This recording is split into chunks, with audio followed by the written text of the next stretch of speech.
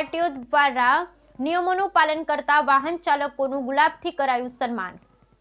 મહેસાણામાં આરટીઓ દ્વારા નિયમોનું પાલન કરતા વાહન ચાલકોનું ગુલાબથી કરાયું સન્માન। મહેસાણામાં આરટીઓ અને દૂધસાગર ડેરીના સંયુક્ત ઉપક્રમે નિયમો પાલન કરતા વાહન ચાલકોનું ગુલાબથી અભિવાદન કરવામાં આવ્યું।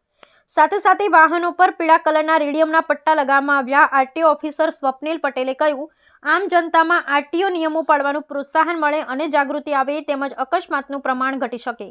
કાર્યક્રમ દરમિયાન 3 સવારી એક્ટિવા મહિલા ચાલકની પાછળ બેસેલ 3 સવારીએ હેલ્મેટ પહેરેલ કિસ્સાએ રમૂજ ઊભું કરેલ।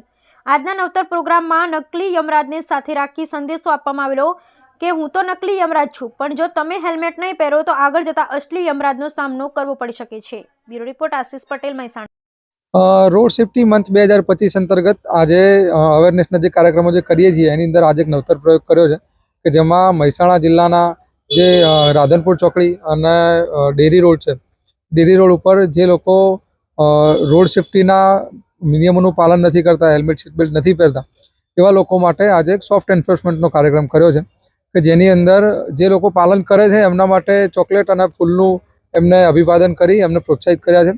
સામા પક્ષે જે લોકો એનું પાલન નથી કરતા એ લોકો માટે અમે એક યમરાજની વ્યવસ્થા આજે કરી હતી કે જે યમરાજ એમને એમની ભાષામાં સમજાવે કે ભાઈ હું અહીંયા છું અને હાલ નકલી વેશમાં છું, પણ બની શકે કે તમારી પાસે હેલ્મેટ નથી તો આગળ 5 કિલોમીટર દૂર હું તમને અસલી રૂપમાં પણ મળી જાઉં।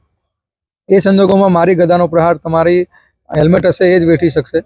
તો આ રીતે લોકોમાં જાગૃતિ કરવા માટે અમે નવો પ્રયોગ કર્યો છે અને લોકોએ આને સારો પ્રતિસાદ આપ્યો છે અને હસતા હસતા પોતાની ભૂલો સ્વીકારી છે।